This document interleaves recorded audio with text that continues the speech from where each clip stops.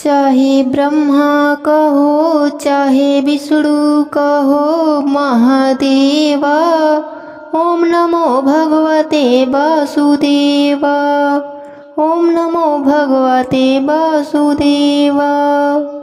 नमस्कार दोस्तों, आज मैं आपको आश्विन शुक्ल पक्ष की पापाकुशा एकादशी व्रत की कथा सुनाने जा रही हूँ। प्रेम से बोले विष्णु भगवान की जय हो। युधिष्ठिर ने पूछा, हे जनार्दन, अब आप कृपा कर आश्विन शुक्ल एकादशी का नाम और महात्म्य मुझे सुनाइए। भगवान श्री कृष्ण बोले, हे राजन, आश्विन शुक्ल पक्ष की एकादशी समस्त पापों को हरण करने वाली है और इसका नाम पापाकुशा है। इस एकादशी के दिन सब अभिष्टों को देने वाले भगवान पद्मनाभ की पूजा होती है। जो फल अत्यंत उग्र तपस्या करने पर प्राप्त होता है वह इस एकादशी के शतांश से भी कम होता है। जो मनुष्य सारंगधर भगवान विष्णु की शरण में जाता है वह निसंदेह ही यम यातनाओं से छूट जाता है। जो संयोगवश एकादशी को भूखे रह जाते हैं वे भी यम यातना से मुक्त हो जाते हैं। अगर कोई वैष्णव भगवान सदाशिव की निंदा करता है तो वे दोनों ही महान पातकी और नरक के अधिकारी होते हैं। शास्त्रों अश्वमेध एवं राजसूय यज्ञों के करने का महान फल इस एकादशी व्रत के 16वें भाग के पुण्य फल के समान भी नहीं होता। इस लोक में एकादशी के समान पुण्यों का दाता अन्य कोई व्रत नहीं है। पापियों को उसी समय तक पाप समूह कष्ट देते हैं जब तक वह एकादशी व्रत करने का संकल्प नहीं करता। यह एकादशी व्रत स्वर्ग एवं मोक्ष दोनों को ही देने वाला है। इसके द्वारा आरोग्यता, सुंदर स्त्री एवं धन्य धन की प्राप्ति होती है। इस व्रत को करने वाले मनुष्यों के पितृपक्ष के 10 कुल, मातृपक्ष के 10 कुल तथा भार्या पक्ष के 10 कुलों के पितर चतुर्भुज रूप होकर पीताम्बर और बनमाला धारण कर गरुड़ पर चढ़कर विष्णु लोक को जाते हैं। आश्विन शुक्ल पक्ष की पापाकुशा एकादशी का व्रत करके मनुष्य सहज ही समस्त पाप समूहों को नष्ट करते हैं। इस एकादशी में अन्य भूमि, धन एवं गोदान देने वाले महान फल को प्राप्त करते हैं। इसके उपलक्ष्य में तालाब, कुआं एवं धर्मशाला बनाने वाले धर्मात्मा जन यम यातना से मुक्त हो जाते हैं और यहाँ समस्त सुखों को भोगने वाले धनवान होते हैं। इस कथा को पढ़ने और सुनने वाले भी अच्छे और अतुल्य पुण्य के भागी होते हैं। यह एकादशी पाप रूपी हाथी को महावत रूपी अंकुश से बंधने के कारण पापाकुशा एकादशी कहलाई है। इस दिन भगवान विष्णु की पूजा करनी चाहिए एवं ब्राह्मणों को भोजन कराकर दक्षिणा देकर विदा करना चाहिए। इस एकादशी का व्रत रखने से समस्त पापों का नाश हो जाता है। पौराणिक कथा के अनुसार विंध्याचल पर्वत पर एक महाक्रूर बहेलिया रहता था जिसका कर्म के अनुसार नाम भी क्रोधन था। उसने अपना समस्त जीवन हिंसा, लूटपाट, मिथ्या भाषण तथा शराब पीना व वेश्यागमन में ही बिता दिया। यमराज ने उसके अंतिम समय से एक दिन पूर्व अपने दूतों को उसे लेने के लिए भेजा। दूतों ने क्रोधन को बताया कि कल तुम्हारा अंतिम समय है, हम तुम्हें लेने आए हैं। मृत्यु के डर से क्रोधन अंगिरा ऋषि के आश्रम में पहुंचा। उसने ऋषि से अपनी रक्षा हेतु बहुत अनुनय विनय पूर्वक प्रार्थना की। ऋषि को उस पर दया आ गई। उन्होंने उससे आश्विन शुक्ल की एकादशी का व्रत तथा भगवान विष्णु के पूजन का विधान बताया। संयोग से उस दिन एकादशी ही थी। क्रोधन ने ऋषि द्वारा बताए अनुसार एकादशी का विधिवत व्रत एवं पूजन किया। भगवान की कृपा से वह विष्णु लोक को गया। उधर यमदूत हाथ मलते रह गए। हे विष्णु भगवान, जैसे आपने क्रोधन पर अपनी कृपा करी वैसे ही अपने सभी भक्तों पर अपनी कृपा बनाए रखना। सबके व्रत को पूर्ण करना। कहानी अधूरी हो तो पूरी करना, पूरी हो तो मान रखना। प्रेम से बोलिए विष्णु भगवान की जय हो। बहुत पुरानी बात है। एक गांव में एक सेठ रहता था। वह अपने शादी के बाद नया वस्त्र पहनकर अपने पत्नी को लाने पहली बार ससुराल जा रहा था। रास्ते में उसने एक गाय को तालाब की ओर जाते देखा। वह गाय पानी पीने के लिए तालाब में उतर तो गई, लेकिन कीचड़ होने की वजह से वह तालाब से बाहर नहीं निकल पा रही थी। गाय ने उस आदमी को वहां से गुजरते देखा तो उसने आदमी से मदद के लिए कहा, लेकिन सेठ ने कहा कि मैं नया वस्त्र पहना हूँ और मैं अपने ससुराल जा रहा हूँ। अगर मैं तुम्हारी मदद करूँगा तो मेरे कपड़े गंदे हो जाएंगे। गाय माता उदास हो गईं और वह कीचड़ में धंसती जा रही थीं। गाय ने उस सेठ को श्राप दे दिया कि अब से 8 पहर बाद तू गधा बन जाएगा। अब वह सेठ डर गया और गाय से अपने भूल के लिए क्षमा मांगने लगा, लेकिन तब तक गाय पूरी तरह पानी में डूब चुकी थी। वह सेठ पछताता हुआ उदास मन से अपने ससुराल पहुंचा। जाते ही उसने अपने पत्नी को ले जाने की रट लगा दी। सभी ने उसे बहुत आग्रह किया कि अभी तो तुम आए हो, कम से कम एक रात यहाँ रुक जाओ, लेकिन वह रुकने के लिए तैयार न हुआ। तब उसकी पत्नी ने कहा कि जब सभी लोग इतना कह रहे हैं तो आप एक दिन के लिए क्यों नहीं रुक जाते। तब उसने अपने पत्नी को गाय के श्राप वाली बात बताई। उसकी पत्नी उसी वक्त अपने मायके से विदाई लेकर पति के साथ चल पड़ी। 8 पहर बाद वह आदमी गधा बन गया और पूरा दिन घर में पड़ा रहता। कुछ दिनों के बाद घर में खाने पीने के लाले पड़ गए। तब उसने अपने पत्नी से कहा कि मुझे लेकर बाहर मजदूरी करो। तब उसकी पत्नी उसे लेकर बाहर गई और नगर के राजा के वहाँ मजदूरी का काम करने लगी। उसे वहाँ बोझ उठाते देख लोगों ने कहा कि तुम्हारे पास तो गधा है, फिर तुम बोझ क्यों उठा रही हो। परंतु उसने कोई भी उत्तर नहीं दिया और अपना काम करती रही।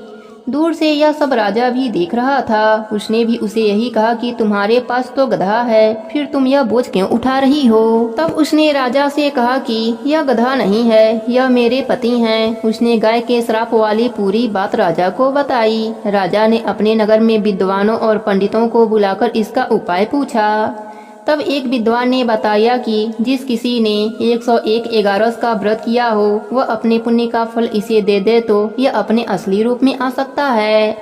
यहाँ हम आपको एगारस का अर्थ स्पष्ट कर देते हैं। 11 एकादशी व्रत रखने पर 1 एगारस पूरा होता है और 22 एकादशी का व्रत रखने पर 2 एगारस पूरा होता है।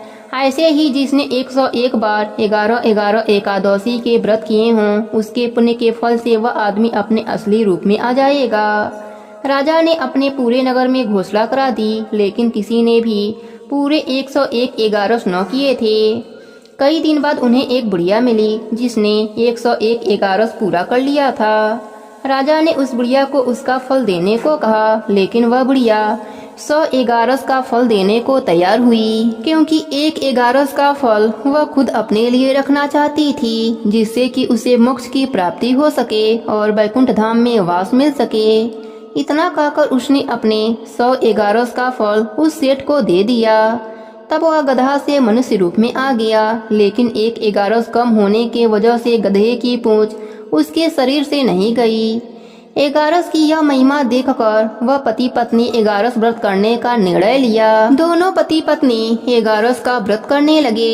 1 एगारस पूरा होते ही सेठ की पूंछ गायब हो गई और एगारस माता की कृपा से उनका घर अन्य धन से भर गया।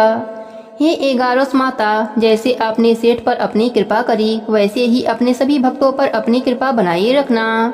सबके व्रत को पूर्ण करना, कहानी अधूरी हो तो पूरी करना, पूरी हो तो मान रखना। प्रेम से बोलिए एगारस माता की जय हो, विष्णु भगवान की जय हो। एक समय की बात है, एक गांव में एक बुढ़िया माई अपने परिवार के साथ रहती थी। बुढ़िया माई विष्णु भगवान की परम भक्त थी। वह हमेशा दोनों पक्षों की एकादशियों का व्रत करती और कथा सुनती थीं। उन्होंने कभी भी व्रत में गणेश भगवान की कथा न कही न सुनी। इस कारण से उनका व्रत अधूरा रह गया। पर बुढ़िया माई को इस बात का पता नहीं था। उनको लगता था कि वह तो पूरा व्रत कर रही हैं और उनके व्रत के पुण्य से उनको वैकुंठ लोक की प्राप्ति जरूर होगी। देखते ही देखते बुढ़िया माई की मृत्यु हो गई। उन्हें लेने यमलोक के दूत आए। वह देखकर घबरा गईं और बोलीं, मैंने जीवन भर विष्णु भगवान की भक्ति श्रद्धा भाव से किया, एकादशी का व्रत किया, एकादशी व्रत की कथा सुनी। एकादशी व्रत के फल से मुझे तो लेने वैकुंठ लोक का विमान आएगा। मैं आपके साथ नहीं चलूंगी। इतना कहकर बुढ़िया माई रोने लगीं और विष्णु भगवान को पुकारने लगीं। विष्णु भगवान गरुड़ पर सवार होकर बुढ़िया माई के पास आए और बोले, बुढ़िया माई, तुमने तो पूरी श्रद्धा से व्रत किया, पर तुमने व्रत में कभी भी गणेश भगवान की कथा न कही न सुनी। इसी कारण से तेरा व्रत अधूरा है। बुढ़िया माई विष्णु भगवान से जीवन दान मांगने लगी ताकि वह एकादशी का व्रत करके उसका पूरा पुण्य प्राप्त कर सके। इस प्रकार बुढ़िया माई को विष्णु भगवान ने 2 साल के लिए फिर जीवित कर दिया। अब बुढ़िया माई जीवित होते ही गणेश भगवान का नित्य नियम करना चालू कर दिया। एकादशी का व्रत करती तो एकादशी व्रत की कथा सुनती और अंत में गणेश भगवान की कथा सुनने लगी। इस प्रकार से 2 साल में 4/11 बुढ़िया माई ने पूरा कर लिया। गणेश भगवान की कृपा से एकादशी व्रत का पूरा पुण्य बुढ़िया माई को प्राप्त हुआ। बुढ़िया माई की तपस्या से गणेश भगवान प्रसन्न हुए और बुढ़िया माई के सामने प्रकट होकर बोले, बुढ़िया माई, तुमने मेरे नित्य नियम के साथ ही व्रत में श्रद्धा पूर्वक कथा सुनी है, इसलिए मैं तुम पर अत्यंत प्रसन्न हूँ। मैं तुम्हें आशीर्वाद देता हूँ कि जब तक यह पृथ्वी रहेगी तब तक तुम्हारे इस तपस्या का गुणगान लोग करते रहेंगे। साथ ही एकादशी व्रत में तुम्हारी भक्ति की इस कथा को जो भी मनुष्य प्रेम पूर्वक सुनेगा उसको व्रत का संपूर्ण फल प्राप्त होगा। गणेश भगवान बुढ़िया माई पर प्रसन्न होकर बुढ़िया माई का घर अन्य धन से भर दिया। साथ ही रिद्धि सिद्धि का वास करके अंतर ध्यान हो गए। 2 साल बीतने पर बुढ़िया माई की मृत्यु हुई। इस बार उन्हें लेने बैकुंठ लोक का विमान आया। बुढ़िया माई को पूरे मान सम्मान के साथ बैकुंठ लोक ले जाया गया। इस प्रकार गणेश भगवान की कृपा से बुढ़िया माई का घर अन्य धन से भर गया और मरने के बाद बैकुंठ लोक का सुख मिला।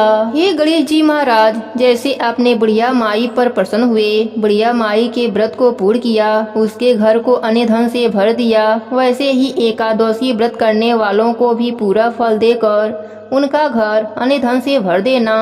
कहानी अधूरी हो तो पूरी करना, पूरी हो तो मान रखना।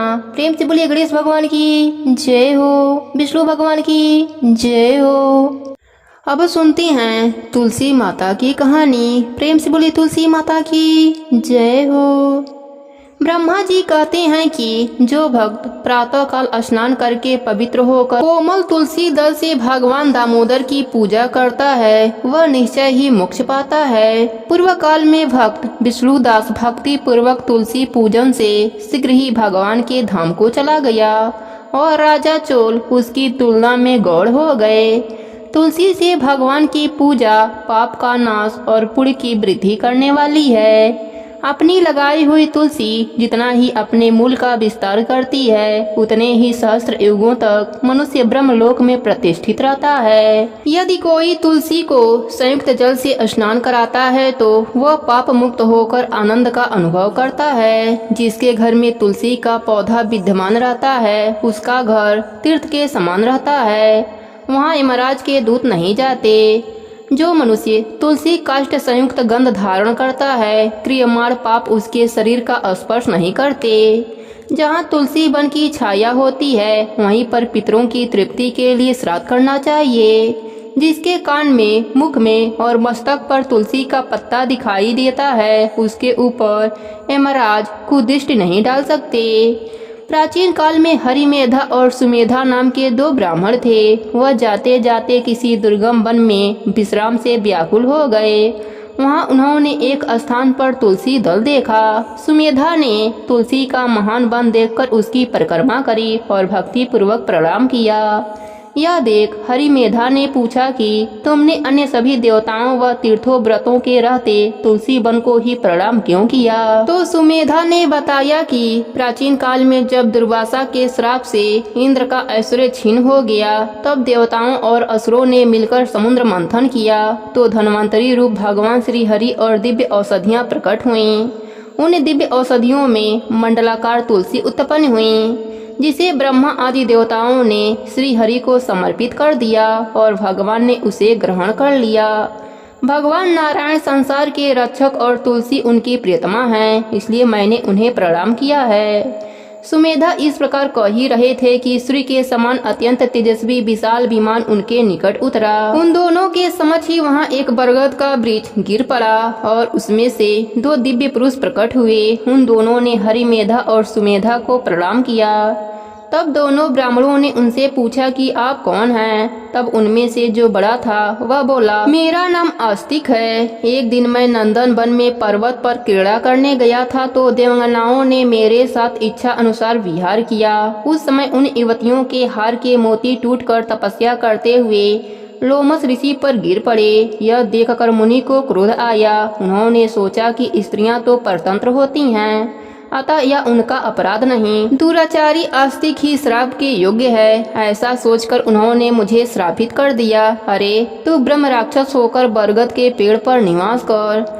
तब मैंने विनती से उन्हें प्रसन्न किया तो उन्होंने श्राप से मुक्ति की विधि सुनिश्चित कर दी कि जब तुम किसी ब्राह्मण के मुख से तुलसी दल की महिमा सुनेगा तो तत्काल तुझे उत्तम मोक्ष की प्राप्ति होगी। इस प्रकार मुक्ति का श्राप पाकर मैं चिरकाल से इस बट वृक्ष पर निवास करता था।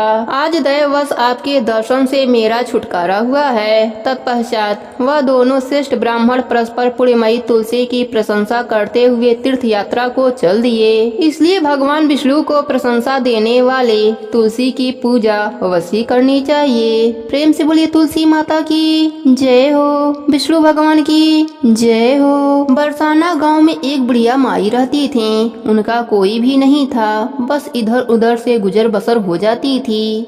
लेकिन वह कभी भी खुद को अकेला नहीं समझती थी। उनके लिए तो उनकी लाडली श्री राधे ही सब कुछ थी। हर समय जीभा पर एक ही नाम रहता था, मेरी राधे, मेरी लाडली। गांव की सभी महिलाएं दूध दही की मटकियां भरकर हाट में बेचने जाती थीं, लेकिन उससे पहले वह लाडली जी के महल के सीढ़ियों का दर्शन करने जाती थीं। लेकिन मैया के पास तो न दूध था न दही था।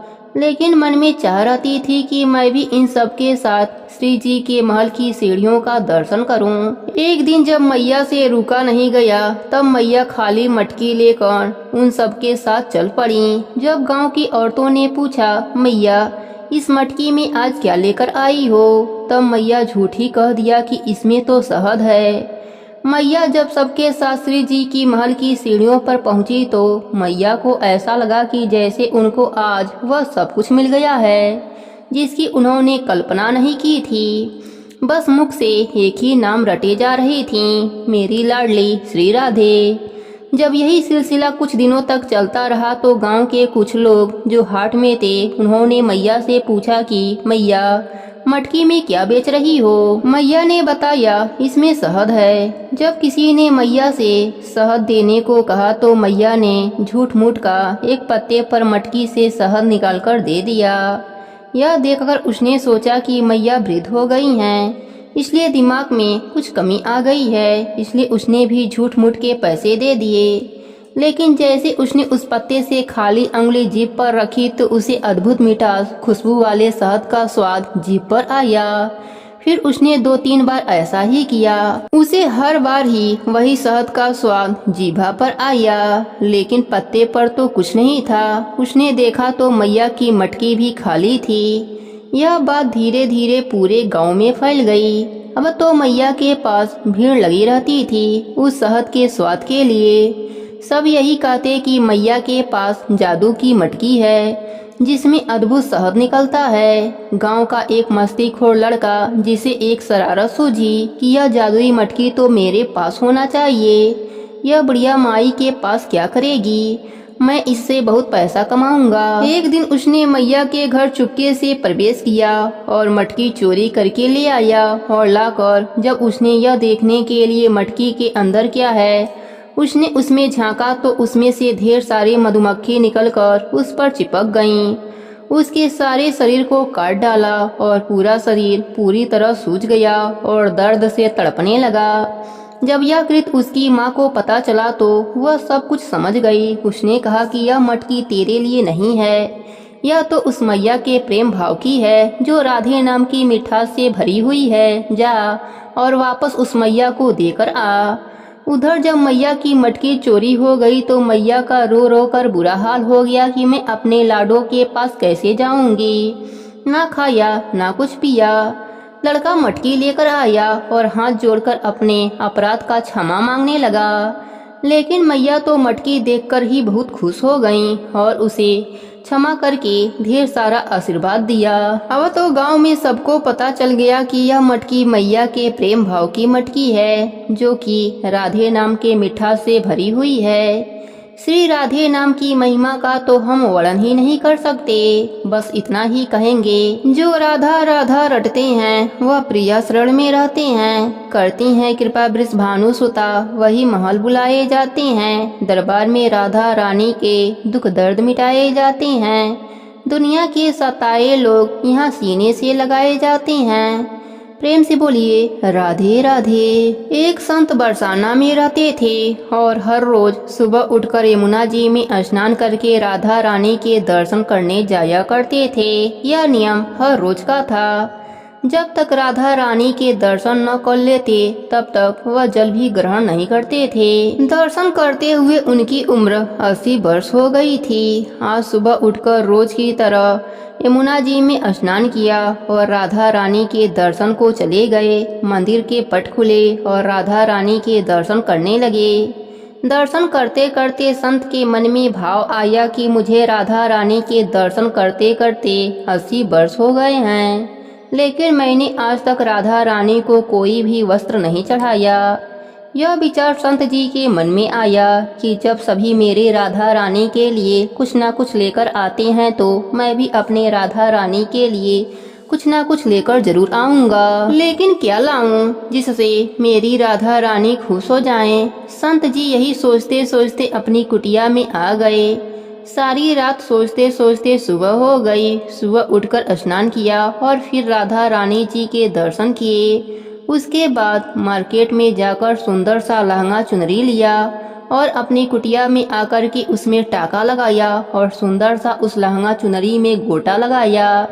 जब पूरी तरह से लहंगा चुनरी तैयार कर लिया तो मन में सोचा कि इस लहंगा चुनरी को अपनी राधा रानी को पहनाऊंगा तो मेरी राधा रानी बहुत ही सुंदर लगेंगी। यह सोच कर कि आज वह संत लहंगा चुनरी को लेकर राधा रानी के मंदिर के लिए चले। मंदिर की सीढ़ियां चढ़ने लगे और अपने मन में सोच रहे हैं, आज मेरे हाथों से बनाई हुई लहंगा चुनरी राधा रानी को पहनाऊंगा तो मेरी लाडली बहुत सुंदर लगेंगी। यही बात सोचते सोचते संत सीढ़ियां चढ़ रहे हैं।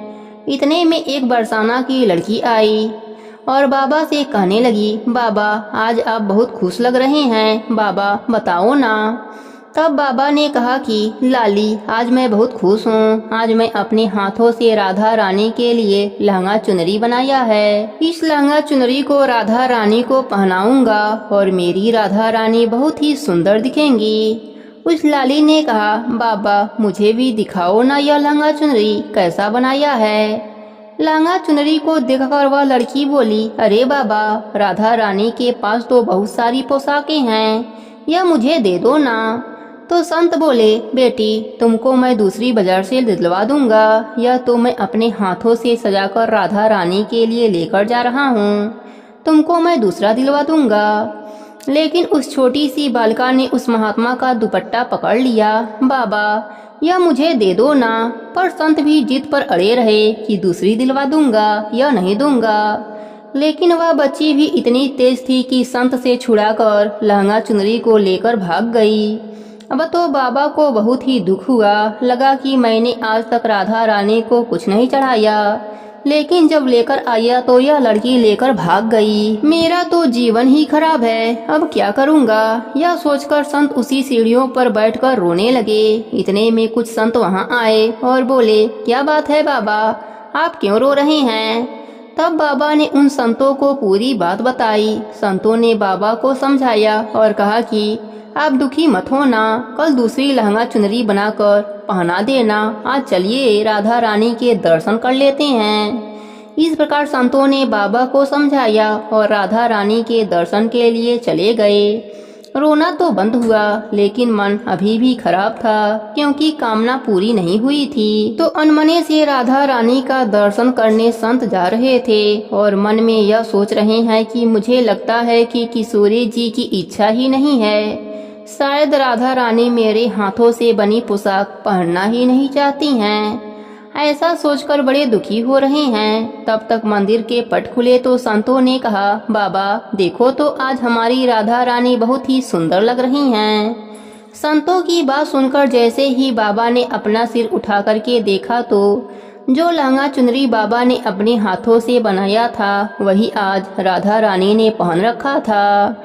बाबा बहुत खुश हो गए और राधा रानी से कहने लगे, लाडो आपको इतना भी सब्र नहीं रहा, आप मेरे हाथों से मंदिर की सीढ़ियों से ही लहंगा चुनरी लेकर भाग गईं, ऐसा क्यों? राधा रानी ने कहा, बाबा आपके भाव को देखकर मुझसे रहा नहीं गया और यह केवल पोशाक नहीं है, इसमें आपका प्रेम है, इसलिए मैं खुद आकर के आपसे लहंगा चुनरी छीनकर भाग गई।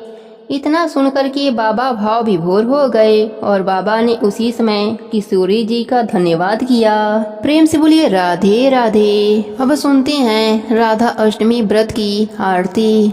आरती वृषभानु लली की जय, कृष्ण चंद्र की करी सहाय, मुँह में आनी रूप दिखाई, नंद पुत्र से प्रीति बढ़ाई, यमुना तट पर रास रचाई, आरती रास रसाई की जय, प्रेम राह जिससे बतलाई, निर्गुण भक्ति नहीं अपनाई, आरती राधा रानी की जय, दुनिया की जो रक्षा करती, भक्त जनों के दुख सब हरती, आरती दुख हरणी जी की जय, दुनिया की जो जननी कहाँ में, निज पुत्रों की धीर बधा में, आरती जगत माता की जय, निज पुत्रों के काज सवारें, रणबीरा के कष्ट निवारें, आरती विश्व माता की जय, आरती राधा रानी की जय। प्रेम से बोलिए राधा रानी की जय हो, कृष्ण भगवान की जय हो।